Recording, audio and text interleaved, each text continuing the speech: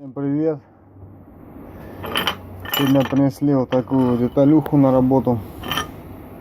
Надо заварить с какого-то мотоцикла.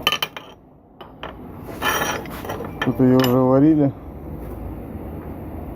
и неудачно лопнула.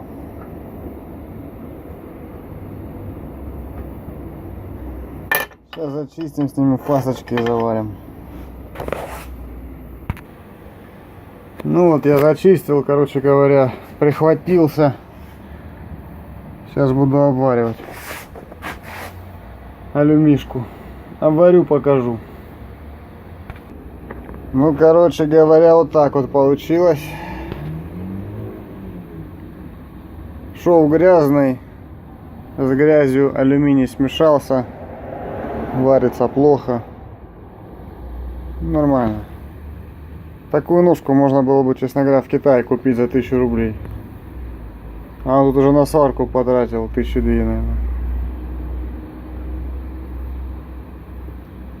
Вот так. Ну все, всем пока.